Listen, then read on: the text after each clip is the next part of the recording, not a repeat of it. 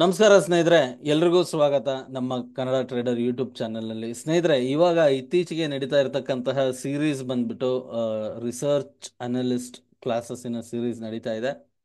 So ಇವತ್ತು ಮಾಡ್ತಾ ಇರ್ತಕ್ಕಂಥದ್ದು ಈ ಸೀರೀಸಿನ ಎರಡನೆಯ ವಿಡಿಯೋ.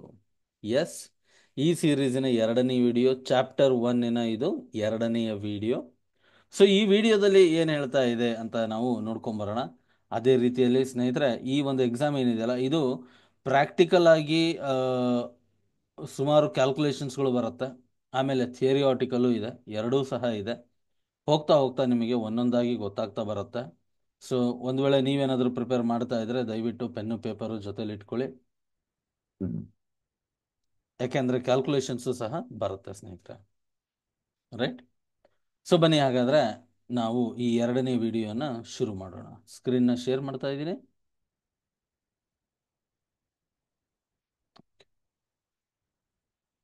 ನಾವು ಫಸ್ಟ್ ಚಾಪ್ಟರಿನ 3rd ಮಾಡ್ಯೂಲಿಗೆ ಬಂದು ನಿಂತಿದ್ವಿ ಹಿಂದಿನ ವಿಡಿಯೋದಲ್ಲಿ. ರೈಟ್? ಸೊ ಇವಾಗ ನಾವು ಈ ಒಂದು ಕಾನ್ಸೆಪ್ಟನ್ನು ತಿಳ್ಕೊಳ್ಳೋಣ. ಏನು ಹೇಳ್ತಾ ಇದೆ? Basic principles of interaction with companies. ಒಬ್ಬ ರಿಸರ್ಚ್ ಅನಲಿಸ್ಟು ಕಂಪನಿಗಳ ಜೊತೆಯಲ್ಲಿ ಇಂಟ್ರಾಕ್ಟ್ ಮಾಡಬೇಕಾದ್ರೆ ಅಥವಾ ಮಾತುಕತೆಯನ್ನು ಶುರು ಮಾಡಬೇಕು ಅಂತ ಹೇಳಿದ್ರೆ ಏನೇನು ಮಾಹಿತಿಗಳು ಅವ್ರ ಹತ್ರ ಇರಬೇಕು, ಯಾವ ರೀತಿ ಅಪ್ರೋಚ್ ಮಾಡಬೇಕು ನೋಡಿ. ಪ್ರೀ ಮೀಟಿಂಗ್ ರಿಸರ್ಚ್ ಮಾಡಿರಬೇಕು. ಅಂದರೆ ನೀವು ಯಾರ್ದಾದ್ರೂ ಜೊತೆಯಲ್ಲಿ, ಯಾವುದಾದ್ರೂ ಕಂಪನಿಯ ಜೊತೆಯಲ್ಲಿ ಅಥವಾ ಫೌಂಡರಿನ ಜೊತೆಯಲ್ಲಿ ಒಂದು ಮೀಟಿಂಗಿಗೆ ಕುತ್ಕೊತೀನಿ ಅಂತ ಹೇಳಿದ್ರೆ ಪ್ರೀ ಮೀಟಿಂಗ್ ರಿಸರ್ಚ್ ಮಾಡಿರಬೇಕು. ನಿಮ್ಮ ರಿಸರ್ಚ್ ಕಂಪನಿಯ ಬಗ್ಗೆ ನೀವು ಮುಂಚಿತವಾಗಿ ಮಾಡಿರಬೇಕು. ಆಮೇಲೆ ಇಲ್ಲಿ ಏನನ್ನೇ ಕೇಳಿದ್ರು ನೀವು ಇಂಡಿಪೆಂಡೆನ್ಸ್ ಆಗಿ ಕೇಳಬೇಕು. ಆಮೇಲೆ ನ್ಯೂಟ್ರಾಲಿಟಿ ಇರಬೇಕು. ಈಗ ನಿಮ್ಮ ಮೈಂಡಲ್ಲಿ ಏನು ಬರುತ್ತೆ ಆ ಒಂದು ಪ್ರಶ್ನೆ ಅಲ್ಲ, ಅಂದರೆ ಬಯಸ್ ಆಗಿ ಇರುವಂತಿಲ್ಲ. ನಾನ್ ಬಯಸ್ ಆಗಿ ನಾವು ಅಪ್ರೋಚನ್ನ ಮಾಡಬೇಕು. ಒಳ್ಳೆ ನೆಟ್ವರ್ಕ್ಗಳನ್ನು ಬಿಲ್ಡ್ ಮಾಡ್ಕೊಂಡಿರಬೇಕು. ರೈಟ್? ನೀವು ಕೇಳುವಂತಹ ಪ್ರಶ್ನೆಗಳಲ್ಲಿ ಕ್ಲಾರಿಟಿ ಇರಬೇಕು. ನೀವು ಕೇಳುವಂತಹ ಪ್ರಶ್ನೆಗಳು ತುಂಬ ಸ್ಪಷ್ಟವಾಗಿರಬೇಕು, ನೇರವಾಗಿರಬೇಕು, ದಿಟ್ಟವಾಗಿರಬೇಕು. ಬನ್ನಿ, ಹಾಗಾದರೆ ಈ ಒಂದು ಚಾಪ್ಟರ್ನಲ್ಲಿ ಈ ರೀತಿಯಾದಂತಹ ಪಾಯಿಂಟ್ಸ್ಗಳಿದೆ. ಇದನ್ನು ಒಂದೊಂದಾಗಿ ಡೀಟೇಲ್ ಆಗಿ ತಿಳ್ಕೊಳ್ಳೋಣ. Though the power of internet gives an analyst the ability to acquire a lot of information, it cannot substitute direct interaction with the companies and clients. Personal communication with the management help them to get a better insight into the vision of the company and its strategy to achieve the desired goals. ಏನಿದ್ರ ಅರ್ಥ ನೋಡಿ, ಇವತ್ತಿನ internet ಯುಗದಲ್ಲಿ ಮಾಹಿತಿಗಳು ಅಂತರ್ಜಾಲದಲ್ಲಿ ಸಿಗುವಂತಹದ್ದು ತುಂಬಾನೇ ಸರಳವಾಗಿದೆ ಹಾಗೂ ತುಂಬಾನೇ ಮಾಹಿತಿಗಳು ಸಿಗುತ್ತೆ. ಒಳ್ಳೆಯದು ಸಿಗುತ್ತೆ, ಕೆಟ್ಟದ್ದು ಸಿಗುತ್ತೆ. ಆದರೆ ಯಾವುದೇ ಮಾಹಿತಿ ಆದ್ರೂ ನಾವು ಡೈರೆಕ್ಟಾಗಿ ಅವ್ರನ್ನ ಮೀಟ್ ಮಾಡಿದಾಗ, ಕಂಪನಿಯ ಫೌಂಡರ್ಸ್ ಆಗಿರಲಿ ಅಥವಾ ಕ್ಲೈಂಟ್ಸ್ ಆಗಿರಲಿ ಅಥವಾ ಮ್ಯಾನೇಜ್ಮೆಂಟ್ ಆಗಿರಲಿ, ಅವರನ್ನ ಡೈರೆಕ್ಟಾಗಿ ಮೀಟ್ ಮಾಡಿದಾಗ ಏನು ಮಾಹಿತಿ ಬರುತ್ತಲ್ಲ ಅದು ತುಂಬ ಒಂದು ವಿಶ್ವಾಸಹರಣೀಯವಾದಂತಹ ಒಂದು ಮಾಹಿತಿಯಾಗಿರುತ್ತೆ. ಅಂದರೆ ಅದ್ರ ಮುಂದೆ ಈ ಇಂಟರ್ನೆಟ್ಗಿಂತನೂ ಅದು ನಮಗೆ ಒಂದು ಒಳ್ಳೆಯ ಫೀಲನ್ನು ಕೊಡುತ್ತೆ. However, it may also happen that management mislead the analyst by deliberately exaggerating positive about business to encourage them to write positive stories to influence the market prices positively. Therefore, it is always advisable for analysts to cross-verify the claims of the management prior to their recommendations. ಏನಿದ್ರ ಅರ್ಥ ನೋಡಿ, ನಾವು ಆವಾಗಲೇ ಹೇಳಿದ್ವಿ, internet ಮಾಹಿತಿಗಿಂತ ನಾವು ಡೈರೆಕ್ಟಾಗಿ ಪಡೆದಂಥ ಮಾಹಿತಿಗೆ ಒತ್ತು ಜಾಸ್ತಿ ಇರುತ್ತೆ ಅಂತ. ಸೊ ಹಾಗಾಗಿ ಏನು ಚಾನ್ಸಸ್ ಇರುತ್ತೆ ಅಂತ ಹೇಳಿದ್ರೆ ಮ್ಯಾನೇಜ್ಮೆಂಟ್ನವರು ಅನಲಿಸ್ಟ್ನ ಮಿಸ್ಲೀಡ್ ಮಾಡುವಂತಹ ಒಂದು ಚಾನ್ಸಸ್ ಸಹ ಇಲ್ಲಿ ಇರುತ್ತೆ. ಸೊ ಹಾಗಾಗಿ ನಮಗೆ ಏನೇ ಒಂದು ಮಾಹಿತಿ ಸಿಕ್ಕರೂ ನಾವೇನು ಮಾಡ್ಬೇಕು, ಅದನ್ನು ಕ್ರಾಸ್ ವೆರಿಫೈ ಮಾಡಬೇಕು. ಮಾಡಿ ಆಮೇಲೆ ನಾವು ನಮ್ಮ ನಿರ್ಧಾರಗಳನ್ನು ಅಥವಾ ನಮ್ಮ ಅಭಿಪ್ರಾಯಗಳನ್ನು ಕೊಡಬೇಕಾಗತ್ತೆ. This communication with the management, like any other, requires analysts to have clarity of thoughts and good listening ability. But there are few additional principles that analysts must keep in mind while talking to the management of the company following are few. ನೋಡಿ, communication company ಜೊತೆಯಲ್ಲಿ ನಾವು ಮಾತಾಡ್ತೀವಿ ಅಂತ ಹೇಳಿದ್ರೆ ಪ್ರಶ್ನೆಗಳು ಏನಿರಬೇಕು, ತುಂಬ clarity ಆಗಿರ್ಬೇಕು. ನಾವು ಏನನ್ನು ಮಾತಾಡ್ತಿದ್ದೀವಿ ಅನ್ನೋದ್ರ ಬಗ್ಗೆ ನಮಗೆ ಕ್ಲಾರಿಟಿ ಇರಬೇಕು. ಜೊತೆಯಲ್ಲಿ ನಾವು ಒಳ್ಳೆಯ ಕೇಳುಗರಾಗಿರಬೇಕು, ಗುಡ್ ಲಿಸ್ನರ್ ಆಗಿರಬೇಕು ನಾವು, ಅಲ್ವಾ? ಸೊ ಹಾಗಾಗಿ ಏನು ಮಾಡ್ತಾರೆ ಅಂದರೆ, ಸುಮಾರು ಜನ ಒಂದು ಆಡಿಯೋ ರೆಕಾರ್ಡಿಂಗ್ ಡಿವೈಸನ್ನು ಇಟ್ಕೊಂಡಿರ್ತಾರೆ, ವೆಲ್, ಪರ್ಮಿಷನಿನ ಜೊತೆಯಲ್ಲಿ ಅಗೇನ್. ಸೊ ಅವ್ರೇನು ಮಾಡ್ತಾರೆ, ಅವ್ರು ಕೇಳುವಂತಹ ಪ್ರಶ್ನೆ, ಇವರು ಕೊಡುವಂತಹ ಉತ್ತರಗಳು ಎಲ್ಲವೂ ರೆಕಾರ್ಡ್ ಆಗಿರುತ್ತೆ. ಆಮೇಲೆ ಮತ್ತೆ ಅವರು ಪದೇ ಪದೇ ಕೇಳಿಬಿಟ್ಟು ಆಮೇಲೆ ಅವರು ಮುಂದಿನ ಒಂದು ಹಂತಕ್ಕೆ ಮುಂದುವರಿತಾರೆ. ಪ್ರೀ ಮೀಟಿಂಗ್ ರಿಸರ್ಚ್ ಏನಾಗಾದ್ರೆ, ನೋಡಿ, ನಾವು ಯಾರದೇ ಒಬ್ಬರ ಜೊತೆಯಲ್ಲಿ ಮೀಟಿಂಗಿಗೆ ಹೋಗ್ತೀವಿ ಅಂತ ಹೇಳಿದ್ರೆ, ಒಬ್ಬ ಅನಲಿಸ್ಟು ಯಾವುದೇ ಒಬ್ಬ ಕಂಪನಿಯ ಒಂದು ರಿಸರ್ಚ್ಗೆ ಅಥವಾ ಒಂದು ಕಂಪನಿಯ ಮ್ಯಾನೇಜ್ಮೆಂಟ್ ಆಗಿರಲಿ, ಕ್ಲೈಂಟ್ಗಾಗಿರಲಿ ಮೀಟ್ ಮಾಡೋಕೆ ಹೋಗ್ತಾ ಇದ್ದಾರೆ ಅಂತ ಹೇಳಿದ್ರೆ, ಅವರು ಮುಂಚೆನೇ ಅದರ ಬಗ್ಗೆ ಸ್ವಲ್ಪ ಇಲ್ಲ ಸ್ವಲ್ಪ ಮಾಹಿತಿಯನ್ನು ಕಲೆ ಹಾಕಿರಬೇಕು, ಅಂದರೆ ತಿಳ್ಕೊಂಡಿರಬೇಕು, ರೈಟ್? ಸೊ ಅದನ್ನು ಹೇಳ್ತಾ ಇದೆ. While the management is generally open to the interview the research analysts, they must bear in mind that these opportunities do not come very frequently and therefore must be made full use of. Whether they come before going to the meeting company management, they must thoroughly learn about the company's product, industry, competitors. ಅಂದರೆ ನಾವು pre meeting ರಿಸರ್ಚಲ್ಲಿ ಏನೇನು minimum ಆಗಿ ಮಾಡಬೇಕು ಅಂತ ಹೇಳಿದ್ರೆ, ಕಂಪನಿಯ competitors ಯಾರಿದ್ದಾರೆ, management ಯಾವ ಥರ ಇದೆ, ಏನೇನು ಪ್ರಾಡಕ್ಟ್ಸ್ಗಳಿದೆ, ರೈಟ್?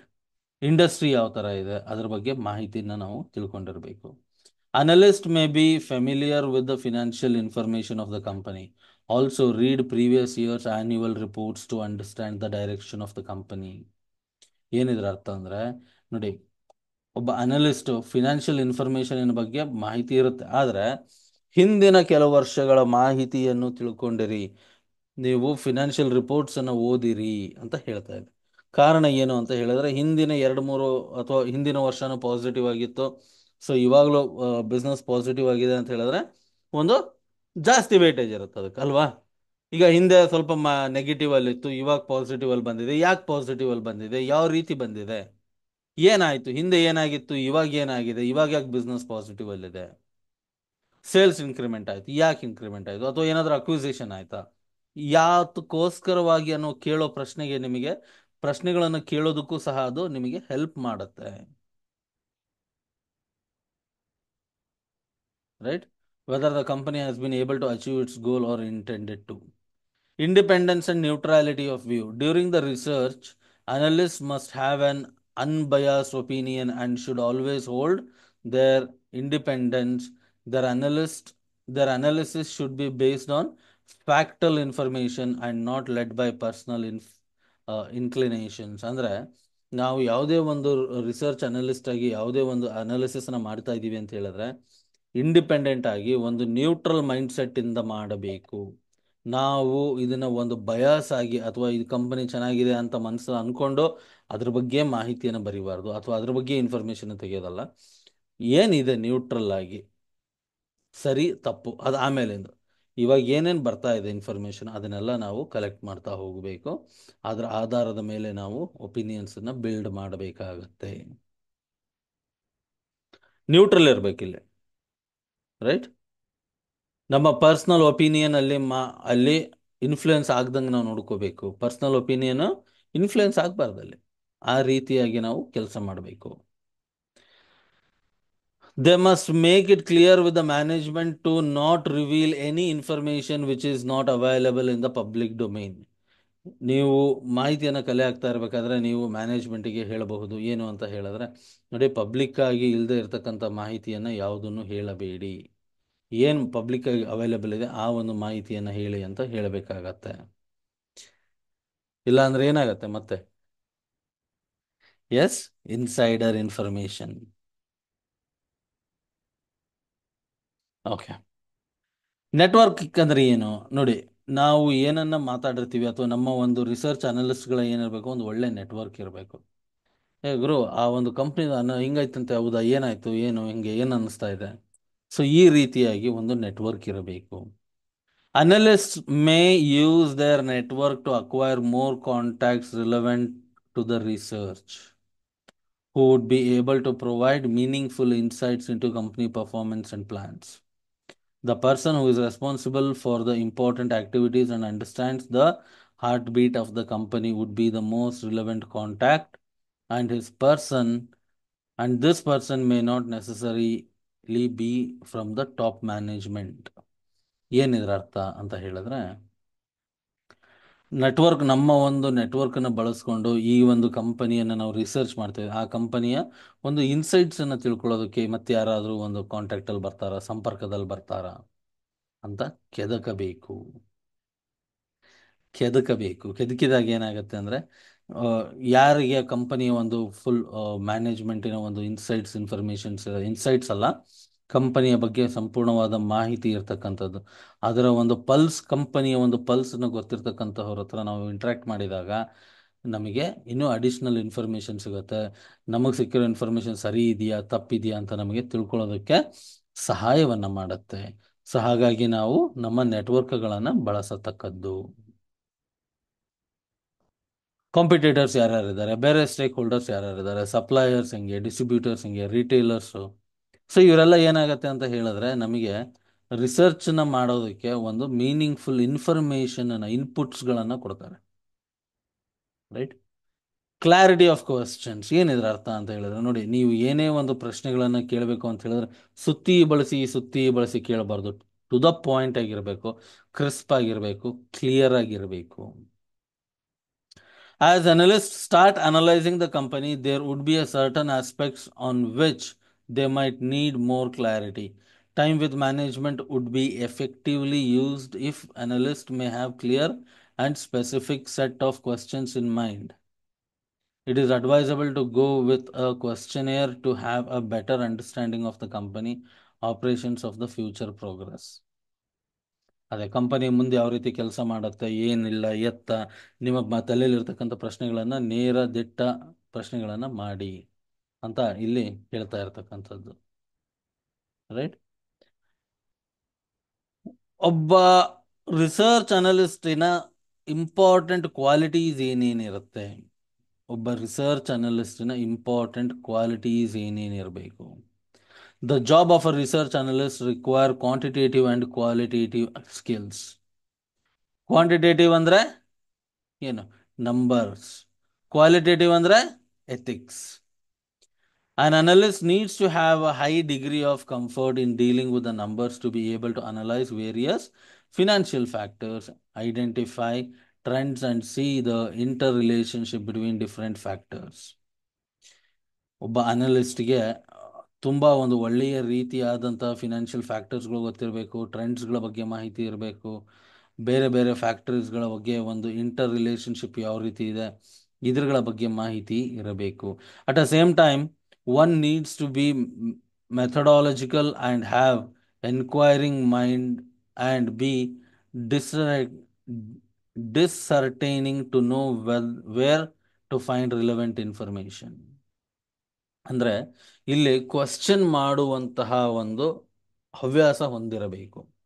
ಉದಾಹರಣೆಗೆ ನೋಡಿ, ಒಂದು ಡೌಟ್ ಪಡುವಂಥದ್ದು ಬೇರೆ, ಒಂದು ಕ್ವಶನ್ ಮಾಡುವಂತಹದ್ದು ಬೇರೆ. ಉದಾಹರಣೆಗೆ ಇವಾಗ ತಿಳ್ಕೊಳ್ಳೋಣ ಏನು ಅಂತ ಹೇಳಿದ್ರೆ, ಯಾವ ರೀತಿ ಹೇಳೋದು?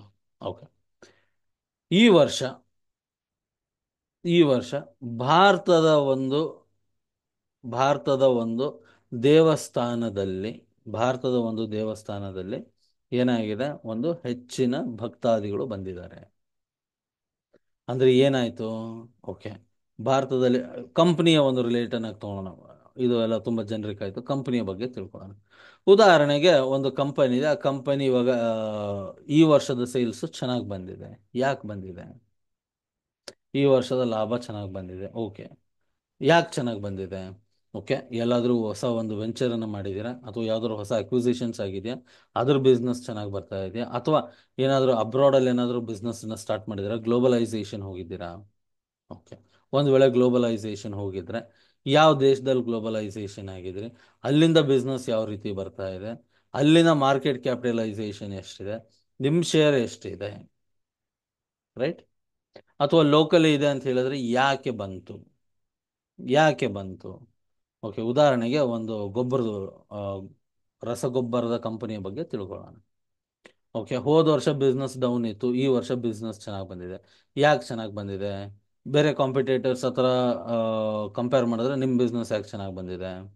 ಅಥವಾ ಬೇರೆ ಕಾಂಪಿಟೇಟರ್ದು ಬಿಸ್ನೆಸ್ ಚೆನ್ನಾಗಿ ಬಂದಿದೆಯಾ, ಅಥವಾ ಎಲ್ರದ್ದು ಬಿಸ್ನೆಸ್ ಚೆನ್ನಾಗಿ ಬಂದಿದೆಯಾ? ಓಕೆ, ಎಲ್ರದ್ದು ಬಂದಿದ್ರೆ ಯಾಕೆ ಬಂದಿದೆ? ಯಾಕೆ ಬಂದಿದೆ? ಪ್ರಾಡಕ್ಟ್ ಏನಾದರೂ ಡೆಲಿವರ್ ಆಗಿದೆಯಾ, ಅಥವಾ ಮಾರ್ಕೆಟಿಂಗ್ ಚೆನ್ನಾಗಾಗಿದೆಯಾ, ಅಥವಾ ಹೋದ ವರ್ಷ ಮಳೆ ಇರಲಿಲ್ಲ, ಈ ವರ್ಷ ಮಳೆ ಬಂದಿದೆ, ಹಾಗಾಗಿ ಜಾಸ್ತಿ ಜನ ಬಿತ್ತನೆಯನ್ನ ಮಾಡಿದಾರ? ಸೊ ಈ ರೀತಿ ನೀವು ನ್ಯಾರೋ ಡೌನ್ ಮಾಡ್ತಾ ಹೋದಾಗ ನಿಮಗೆ ಗೊತ್ತಾಗತ್ತೆ, ಓ, ಮಳೆ ಚೆನ್ನಾಗಾಗಿದೆ, ಹಾಗಾಗಿ ಎಲ್ಲಾ ರೈತರು ಫಸಲನ್ನ ಹಾಕ್ತಾ ಇದ್ದಾರೆ. ನ್ಯೂಸ್ ಅಲ್ಲೋ ಎಲ್ಲೋ ಒಂದ್ ಕಡೆ ನೋಡಿರ್ತಾರೆ, ಓಕೆ, ಈ ವರ್ಷದ ಮಳೆನೂ ಚೆನ್ನಾಗಿದೆ ನಮ್ಮ ರೀಜನ್ ಅಲ್ಲಿ, ನಾವು ಮಾಡೋಣ ಅಂತ ಮುಂದುವರಿತಕ್ಕಂತಹದ್ದು. ಸೊ ಇದೆಲ್ಲ ಯಾವ್ದ್ರಲ್ಲಿ ಬರುತ್ತೆ? ಇವೆಲ್ಲ ಕ್ವಾಂಟಿಟೇಟಿವ್ ಅಲ್ಲಿ ಬರುತ್ತೆ.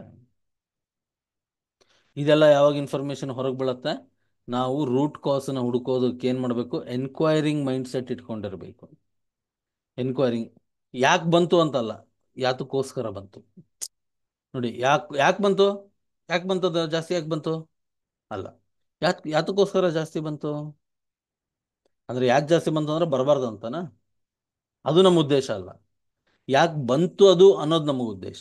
ಯಾತಕ್ಕೋಸ್ಕರವಾಗಿ ಪ್ರೈಸ್ ಜಾಸ್ತಿ ಆಯ್ತು ಅಥವಾ ಸೇಲ್ಸ್ ಜಾಸ್ತಿ ಆಯ್ತು, ಅದು ನಮ್ಮ ಉದ್ದೇಶ. ನಾವ್ ಏನ್ ಮಾಡ್ತಾ ಇದೀವಿ? ರೂಟ್ ಕಾಸಿಗೆ ಹೋಗ್ತಾ ಇದೀವಿ. ಓಕೆ, ಮಾರ್ಕೆಟಿಂಗ್ ಜಾಸ್ತಿ ಆಗಿದೆ, ಹಾಗಾದ್ರೆ ಮಾರ್ಕೆಟಿಂಗ್ ಸ್ಪೆಂಡಿಂಗ್ ಜಾಸ್ತಿ ಆಗಿದೆಯಾ ಅಥವಾ ಮಾರ್ಕೆಟಿಂಗ್ ಸ್ಟ್ರಾಟಜಿ ಚೇಂಜ್ ಆಗಿದೆಯಾ? Right. Okay, marketing strategy change ಆಗಿದೆ. ಓಕೆ, ಮುಂಚೆ ಯಾವ ರೀತಿ ಮಾರ್ಕೆಟಿಂಗ್ ನಡೀತಾ ಇತ್ತು, ಇವಾಗ ಯಾವ ರೀತಿ ಮಾರ್ಕೆಟಿಂಗ್ ಆಗಿದೆ? ಡಿಜಿಟಲೈಸೇಷನ್ ಆಗಿದೆಯಾ, ಅಥವಾ ಹಳ್ಳಿಗಳಲ್ಲಿ ಬ್ಯಾನರ್ಸ್ ಹಾಕಿದ್ದೀರಾ? ಯಾವ ಯಾವ ಒಂದು ಕಾರಣದಿಂದಾಗಿ ಇಂಪ್ಯಾಕ್ಟ್ ಆಗಿದೆ? ಮುಂಚೆ ಯಾವ ರೀತಿ ಅಡ್ವರ್ಟೈಸ್ಮೆಂಟ್ ಮಾಡ್ತಾ ಇದ್ರಿ? ಮೇನ್ ರೋಡ್ಗಳಲ್ಲಿ ಹೋಗ್ತಾ ಇದ್ರಿ ಅಥವಾ ಮೇನ್ ಸಿಟಿಯಲ್ಲಿ ಹೋಗ್ತಾ ಇದ್ರಿ? ಇವಾಗ ಈ ಸತಿ ಏನು ಮಾಡಿದ್ದೀರಾ? ಹಳ್ಳಿಗಳಿಗೆ ಹೋಗ್ಬಿಟ್ಟು ಪಾಂಪ್ಲೆಟ್ನ ಹಂಚಿದ್ದೀರಾ, ಅಥವಾ ಬ್ಯಾನರ್ಸ್ಗಳನ್ನು ಹಾಕಿದ್ದೀರಾ, ಮಾರ್ಕೆಟಿಂಗ್ ಚೆನ್ನಾಗಿ ಮಾಡಿದ್ದೀರಾ, ಅಡ್ವರ್ಟೈಸ್ಮೆಂಟ್ಗಳು ಆಗಿದೆ. ಓಕೆ, ಹಾಗಾಗ್ಬಿಟ್ಟು ಬಿಸ್ನೆಸ್ ಜಾಸ್ತಿ. ಒಂದು ರೂಟ್ ಕಾಸ್ ಅನ್ನ ಅನಲೈಸ್ ಮಾಡ್ಕೊಳ್ಳೋದಕ್ಕೆ ಹೆಲ್ಪ್ ಆಗತ್ತೆ ಅಲ್ವಾ? ಸೊ ರೂಟ್ ಕಾಸ್ವರೆಗೆ ಹೋಗ್ಬೇಕು ಅಂದ್ರೆ ಏನಿರ್ಬೇಕು ನಮಗೆ? ಎನ್ಕ್ವೈರಿಂಗ್ ಮೈಂಡ್ ಸೆಟ್ ಇರಬೇಕು. ರೈಟ್.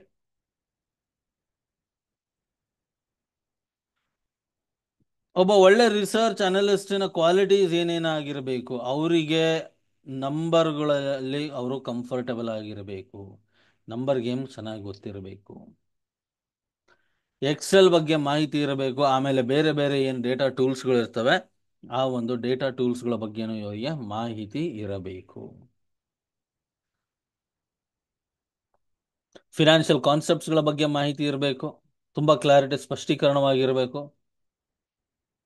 ಆಮೇಲೆ ಏನು ಫಿನಾನ್ಷಿಯಲ್ ಸ್ಟೇಟ್ಮೆಂಟ್ಸ್ ಏನಿದೆ ಅದನ್ನ ರೆಡಿ ಮಾಡ್ತಕ್ಕಂಥದ್ದು, ರಿಪೋರ್ಟ್ಸ್ಗಳನ್ನು ನೋಡ್ತಕ್ಕಂಥದ್ದು, ಅದನ್ನು ಓದತಕ್ಕಂತಹ ಒಂದು ಅಬಿಲಿಟಿ, ಸಾಮರ್ಥ್ಯ ಇರಬೇಕಾಗತ್ತೆ. ರೈಟ್. ಪ್ರಶ್ನಿಸುವ ಸಾಮರ್ಥ್ಯನೂ ಕೂಡ ತುಂಬಾ ಇಂಪಾರ್ಟೆಂಟ್ ಒಬ್ಬ ರಿಸರ್ಚ್ ಅನಲಿಸ್ಟ್ಗೆ. ಯಾಕೆ ಅಂತ ನಾನು ಆಲ್ರೆಡಿ ಹೇಳಿದೆ ಅಲ್ವಾ? ಯಾಕೆ ಅಂತ ನಾನು ಆಲ್ರೆಡಿ ಹೇಳಿದ್ದೀನಿ. ಯಾಕೆ? ನಮ್ಮ ರೂಟ್ ಕಾಸಿಗೆ ಹೋಗಲಿಕ್ಕೆ ಹೆಲ್ಪ್ ಮಾಡುತ್ತೆ. ಅಟೆನ್ಷನ್ ಟು ಡೀಟೇಲ್ಸ್, ಅದ್ರ ಜೊತೆಯಲ್ಲಿ ಕಮ್ಯುನಿಕೇಶನ್ ಸ್ಕಿಲ್ಸ್, ರಿಟರ್ನ್ ಸ್ಕಿಲ್ಸ್ ಹಾಗೂ ವರ್ಬಲ್ ಸ್ಕಿಲ್ಸು ತುಂಬಾನೇ ಒಂದು ಇಂಪಾರ್ಟೆಂಟ್ ಆದಂತಹದ್ದು. ರೈಟ್. ಇನ್ನು ಮುಂದೆ ಬರುವಂತಹದ್ದು ಕ್ವಶನ್ ಅಂಡ್ ಆನ್ಸರ್ಸ್ ಅಥವಾ ಒಂದು ಕ್ವಿಜ್. ಈ ಕ್ವಿಝನ್ನು ನಾವು ಅಪ್ಲೋಡ್ ಮಾಡ್ತೀವಿ. ಅದೇ ರೀತಿ ವಿಡಿಯೋ ಇಷ್ಟ ಆಗಿದ್ರೆ ದಯವಿಟ್ಟು ಈ ವಿಡಿಯೋನ ಯಾರ್ಯಾರು ಇಂಟ್ರೆಸ್ಟೆಡ್ ಇದ್ದಾರೆ ಅವ್ರ ಜೊತೆಲಿ ಹಂಚ್ಕೊಳ್ಳಿ ಸ್ನೇಹಿತರೆ. ನಿಮ್ಮ ಫ್ರೆಂಡ್ಸ್ ಆಗಿರಲಿ, ಫ್ಯಾಮಿಲಿ ಮೆಂಬರ್ಸ್ ಆಗಿರಲಿ, ಅವ್ರ ಜೊತೆಲಿ ವಿಡಿಯೋನ ಹಂಚ್ಕೊಳ್ಳಿ. ಮತ್ತೆ ನಿಮ್ಮ ಭೇಟಿ ಮುಂದಿನ ಚಾಪ್ಟರ್ನಲ್ಲಿ. ಅಲ್ಲಿವರೆಗೂ ಎಲ್ರಿಗೂ ನಮಸ್ಕಾರ.